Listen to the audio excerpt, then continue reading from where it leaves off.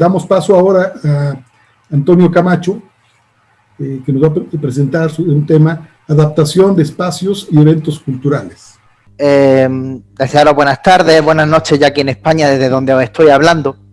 En primer lugar, como no puede ser de otra manera, quiero dar las gracias a todas las entidades organizadoras de este webinar y todas las personas, y muy especialmente al doctor Sergio Padilla, por invitarme a formar parte de este evento online Ciudad Post-COVID. Esta ponencia se titula Cultura en tiempos de pandemia, adaptación de espacios y eventos culturales. Así que no lo ha resumido demasiado, está muy bien, Sergio. Y voy a intentar ceñirme a los 20 minutos de tiempo asignados para dejar el máximo espacio al debate posterior, porque creo que es lo más interesante de estos encuentros. Así que, sin más, comenzamos, y a mí me gusta comenzar con algo que nos toque la patata. Mediante la etiqueta Nosotras Respondemos, la Asociación de Mujeres Investigadoras y Tecnólogas responde dudas de los lectores de la web de noticias de ciencia Materia. Una de esas consultas decía así: ¿es necesaria la membrana celular para que haya vida? La pregunta, como la que a veces formulan los niños, encierra una insospechada profundidad bajo un disfraz de aparente obviedad. Fue como un flash que me inspiró un haiku, que para quienes no lo conozcan, es un poema de origen japonés de 3 versos y sin rima, que finalmente quedó así. Paradoja celular. La vida tiene libertad de ser solo si está confinada. A causa de un trozo de ARN aventurero que nos ha elegido como medio de transporte para ver el mundo, nos hemos visto heredando, muy a nuestro pesar, el destino evolutivo de la célula. Un confinamiento para que nuestra vida se exprese lejos de la amenaza. Como en toda distopía que se precie, la deshumanización no tarda en dar la cara. Las reuniones de más de 10 personas son declaradas subversivas. La cercanía de la que nos nutrimos como seres sociales está desterrada. Los besos y los abrazos prohibidos hasta nueva orden. El telón de esta función ha caído de manera brusca, con sorpresa y desolación, y cuando ha vuelto a levantarse, nos ha mostrado un nuevo escenario con un decorado radicalmente distinto. Pero, como harían nuestras antecesoras, las células procariotas que extienden esos filamentos llamados pili, con los que se unen para intercambiar material genético, hemos extendido nuestras redes de gigabytes para que nuestra cita cultural tenga lugar contra viento y marea. Ya sé que no va a ser igual, con una aséptica pantalla de por medio, pero la ilusión de teneros de nuevo en torno a nuestra hoguera es la misma de siempre. Conectad vuestros pili desde la célula de vuestros salones, despachos o dormitorios y poned la atención a tope, familia, porque esto comienza. Bienvenidos. ¿Se me ha escuchado? Sí. Magnífico. Realmente disculpas porque no se haya podido ver el vídeo. Como os digo, problemas técnicos. Bueno, con este motivo relato de José Bustelo presentaban los amigos de Hablando de Ciencia su evento estrella de este año. Se trata de una gran cita cultural llamada Desgranando Ciencia, que gira en torno a la divulgación científica y que, como habéis escuchado, este 2020 se ha tenido que desarrollar exclusivamente online. Y es que, como todos sabéis, en estos meses las actividades culturales no han parado de producirse. Seguramente se han dejado de ganar dinero, pero no han dejado de producirse. Pero han continuado reconvirtiéndose en la mayoría de los casos en digitales, usando las tecnologías de la información y de la comunicación, como en este ejemplo de este texto que os he puesto. Querría hacer un poco de historia reciente a forma de retrospectiva. Llegan los primeros meses del 2020, la pandemia se extiende y el mundo parece que se detiene de forma abrupta. Medidas de distanciamiento social, más o menos duras dependiendo del país, hacen que nuestra forma de vida cambie y que quedemos retenidos en nuestras casas. Ante este panorama, los museos, las salas de exposiciones, los cines, los teatros, las bibliotecas, las plazas públicas se quedan vacías. Pero los creadores y las organizaciones culturales, sensibles a la situación de millones de familias y sabiendo que la música, la literatura, el arte, el teatro, etcétera, pueden ayudar a sobrellevar la pandemia y que, por qué no decirlo, también son alimento para el alma humana, no dejan de trabajar y comienzan a ofrecer sus contenidos a través de plataformas virtuales que en la mayoría de los casos lo hacen de forma gratuita. Los museos han abierto sus catálogos, se han digitalizado piezas, se han preparado visitas virtuales en las salas de exposiciones, las editoriales han regalado descargas de libros electrónicos, se han impartido montones de cursos, talleres de gastronomía, se han ofrecido conciertos y teatro online y un larguísimo etcétera. Todo eso lo han agradecido millones de ciudadanos y si alguno de los asistentes tienen niños pequeños y han tenido que estar confinados en casa con ellos durante estos meses, educándoles y entreteniéndoles, seguro que sabéis de lo que os hablo. Simplemente, por poner un ejemplo, creo que todos nos acordamos de la iniciativa One World Together at Home. Fueron una serie de conciertos virtuales organizados en apoyo a los trabajadores de la salud, que reunió a la primera espada de la música mundial, como Lady Gaga, Gloria Gaynor o Juanes. Pero como decía el texto que os he leído, somos seres sociales y la cultura vivida solo y a través de la pantalla no nos satisface completamente, ¿a que no? Tras unos meses era hora de que la cultura volviera a estar viva en nuestras calles, en los teatros y en los auditorios y en los museos y en las bibliotecas, para ser vivida en comunidad y que los espacios culturales se comenzaran a adaptar a una situación con la que, tenemos que ser sinceros, no sabemos cuánto tiempo vamos a tener que convivir. Ya sabíamos que el público iba a ser menos, que los ingresos serían mínimos, que tendríamos que invertir en extraordinarias medidas higiénicas, en fin, que esto de que la cultura volviera a las calles era una heroicidad. Pero era una heroicidad que teníamos que poner en marcha, teniendo en cuenta siempre que lo más importante era mantener la seguridad sanitaria para el público, para el personal que trabaja en la cultura y para los artistas. La cultura en vivo tenía que adaptarse y volver por varios motivos. En primer lugar, por un motivo profesional, porque nos dedicamos a esto, porque es nuestro empleo, porque es la vida que hemos elegido. En segundo lugar, por un motivo ético, porque el público demanda cultura en vivo. Y además, creemos firmemente que la cultura hace mejores a las personas y que al final crea sociedades más felices. Y sin ánimo de ser idealista, también hay un motivo económico. La cultura es un sector que emplea a muchas personas y que mueve una gran parte de la economía. Solo en España supone un 2,5% del Producto Interior Bruto. Y aún sabiendo que la caída de los ingresos va a ser brutal este año, no podíamos dejar caer un sector como este. Así que, como decíamos, los espacios urbanos y los edificios que albergan expresiones culturales tenían obligatoriamente que adaptarse manteniendo una seguridad sanitaria escrupulosa. Yo he traído una serie de recomendaciones que tener en cuenta en estos espacios culturales. Están más o menos consensuadas con todos los países. La mayoría vienen derivadas de las indicaciones que ha dado la Organización Mundial de la Salud. En algunos sitios son solo recomendaciones y en otros son de obligado cumplimiento, son normas. Y además en cada país tiene sus matices, pero esto es a nivel general. No sé si en México lo llamáis mascarilla o cubrebocas. ¿Se llaman mascarillas? Cubrebocas. Cubrebocas, vale, pues entonces cambiar el texto.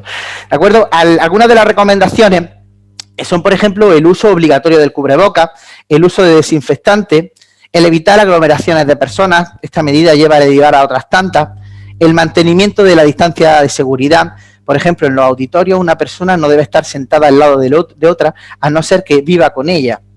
También la reducción de los aforos en todos los espacios culturales, el control de público, el conteo de personas para evitar la saturación de salas, la salida y entrada ordenada por turnos para evitar contacto entre personas, las colas de espera con distancias de seguridad, recorridos independientes para la entrada y para la salida, el evitar el uso de elementos que puedan tocar varias personas sin que sean desinfectados, por ejemplo, las audioguías de los monumentos, por ejemplo, las hojas de sala en los museos, las taquillas donde se dejan las mochilas.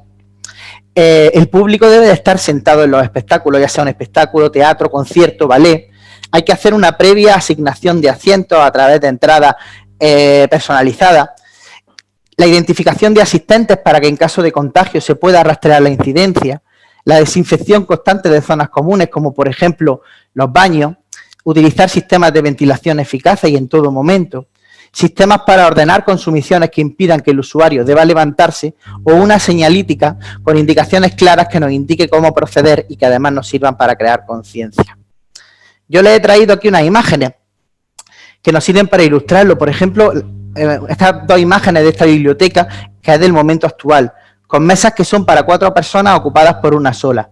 Indicaciones de la dirección que debe seguir el usuario. Por este lado, modelos de señalética, que dice que usen mascarilla, que usen cubrebocas, que usen gel hidroalcohólico, que mantengan la distancia de seguridad.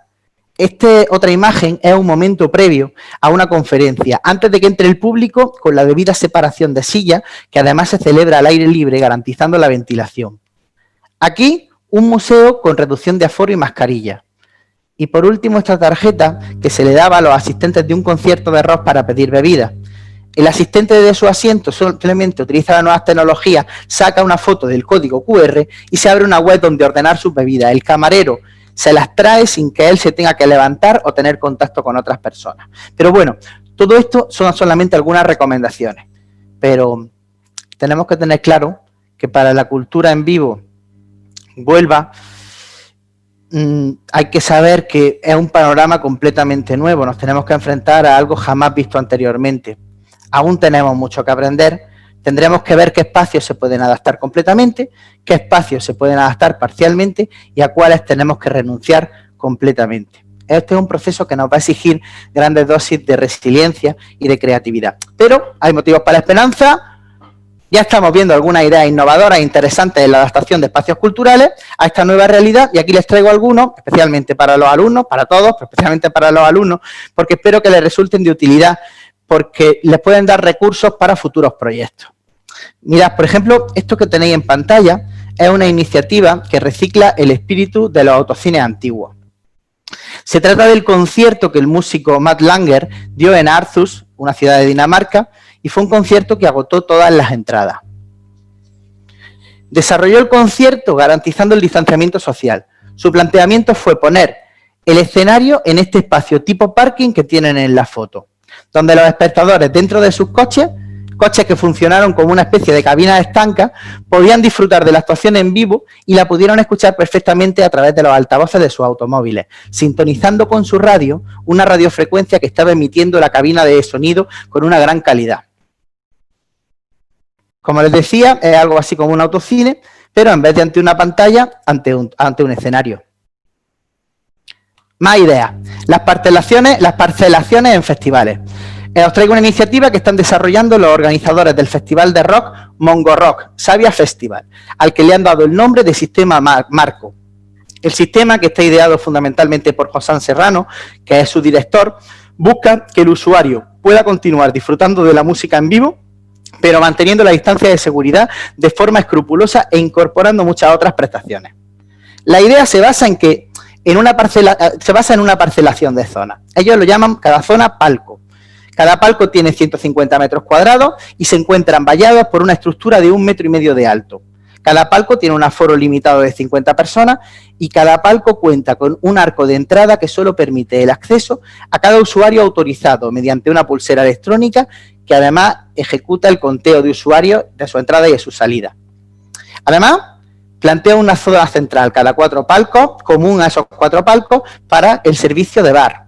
En fila, a ambos lados de todo el espacio, se encuentran los baños y cada palco tiene asignado un baño en particular.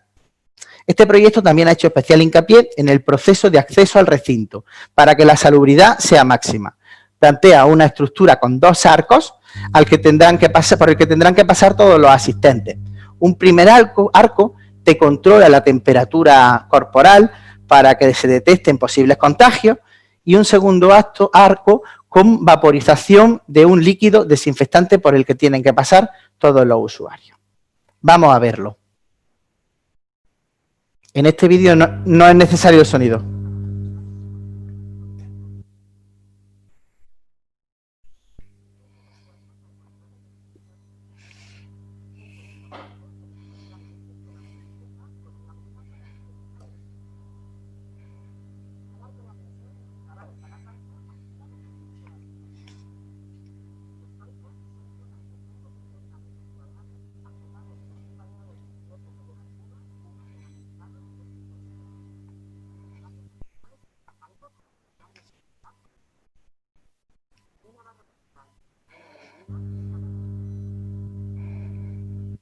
Bueno, pues este sistema, que me parece magnífico, es estupendo realmente, pero lo más probable es que lamentablemente una inversión de estas características no esté al alcance de todas las organizaciones culturales. también de cara al usuario debemos de saber que montar este dispositivo puede ser que suba muchísimo el precio de las entradas. Pero bueno, son conjeturas, el tiempo lo dirá. Pero bueno, saltando de tema, también nos podemos encontrar con espacios en los que por sus singulares características no podamos intervenir demasiado en su estructura. Por ejemplo, un monumento histórico-artístico. Aquí les traigo un modelo de un evento cultural desarrollado en una catedral además renacentista, un lugar donde no tenemos la posibilidad de meter coches, ni realizar grandes instalaciones, ni modificaciones de estructura. En la celebración, en la Catedral de Granada, del concierto de inauguración del Festival Internacional de Música y Danza, que es el evento, a fin de cuentas, más importante de la ciudad donde vivo. En la foto tienen una vista aérea de la catedral en su entorno urbano y, a la derecha, la fachada principal de la misma, que es un proyecto de Alonso Cano de 1667. La partitura para el evento la que eligieron fue el Requiem de Mozart, que yo creo que fue muy acertada porque el concierto, además de ser una inauguración, para el festival estaba planteado como un homenaje a las víctimas de la pandemia, que lamentablemente, como saben, en España hemos tenido muchas. Aquí el punto clave fue la utilización y organización del espacio disponible para garantizar las medidas de distanciamiento, que además sirvió para crear una especial composición escénica. Los componentes de la orquesta, sentados separados, manteniendo la distancia de seguridad, se situaron ante el altar mayor de la catedral. Los coros ocuparon las naves laterales. Previamente para el coro se habían encargado unas mascarillas especiales para cantantes y se habían ensayado la obra con ellas para garantizar la calidad del sonido.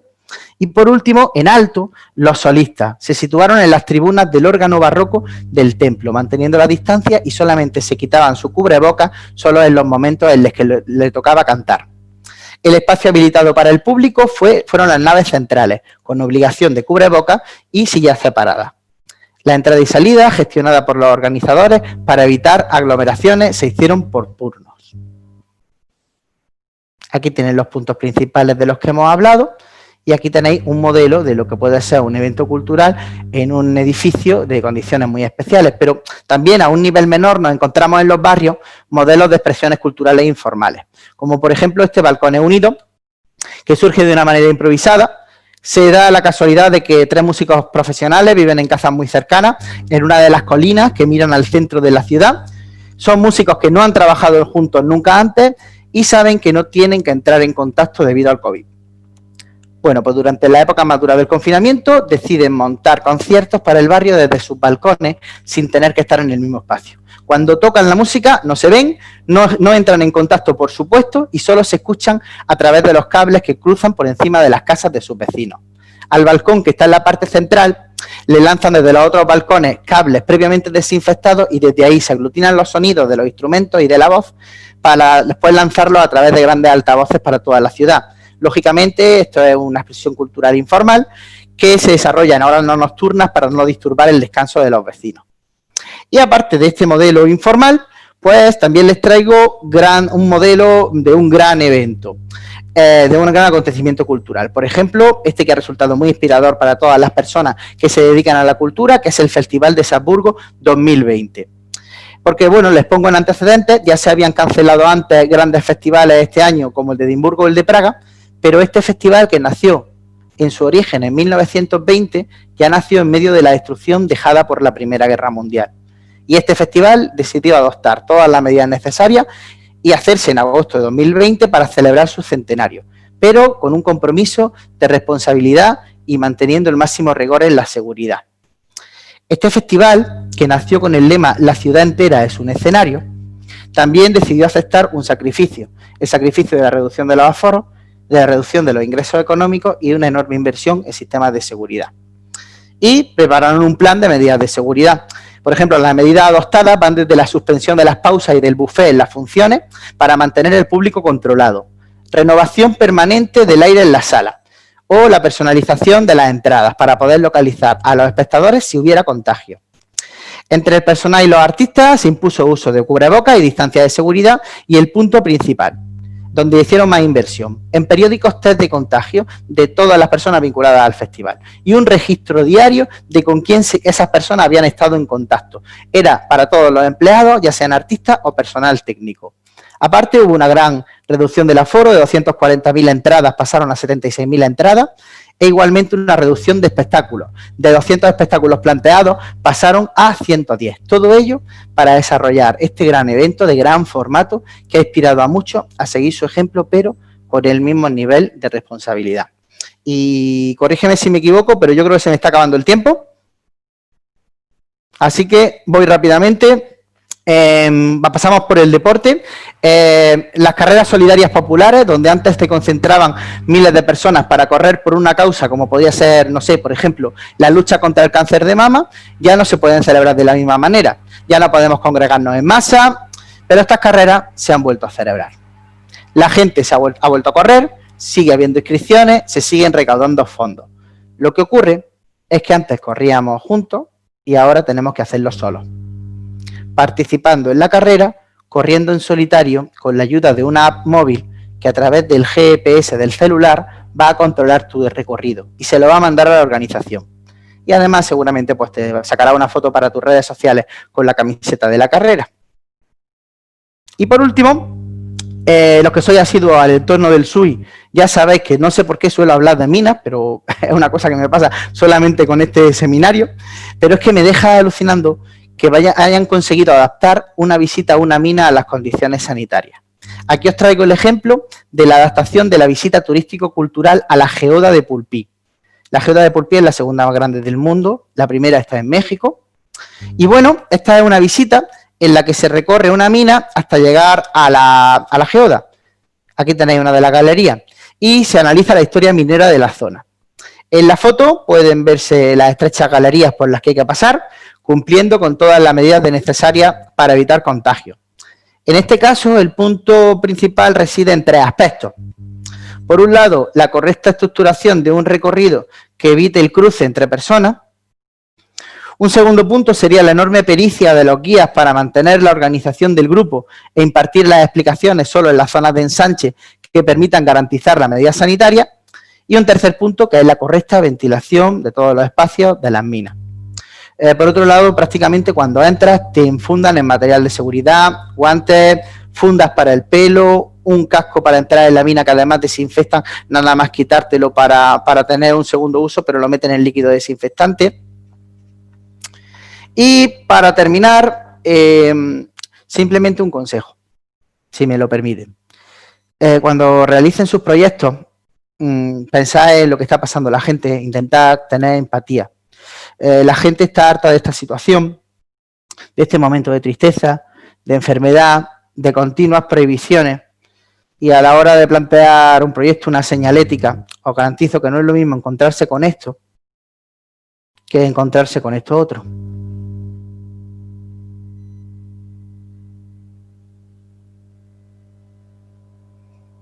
Yo quizá me equivoque, pero creo que la gente agradece que la cultura en vivo vuelva a las ciudades y vuelva a su vida. El otro día me quedé con la frase de un actor que dijo en una entrevista: desde que volvimos a los escenarios, al terminar cada función, siento que el aplauso del público tiene un contenido tremendamente humano que parece decir: gracias por hacer esto, gracias por darnos la posibilidad de venir, gracias por seguir ahí. De Pedro Ruiz. Con esto termino. Aquí me tenéis en la geoda, enfundado en medidas de seguridad. Muchas gracias por vuestra atención, muchos abrazos virtuales, asépticos y sin coronavirus. Y como siempre, aquí tenéis mis datos para que podáis contactar conmigo, para preguntar, para sugerirme, para insultarme, para maldecirme, para lo que queráis. Pues gracias por darnos la oportunidad de estar compartiendo contigo estas interesantes reflexiones y experiencias que tú como experto en temas de gestión cultural pues nos ofreces. Es muy ilustrador de la serie de medidas que se han tomado. Algunas, tú decías, parecen ser más de carácter temporal, pero yo creo que algunas llegaron para quedarse. Yo creo también que muchas van a llegar para quedarse. Sí, claro. Bueno, muy interesante, Antonio. Comentaremos más adelante.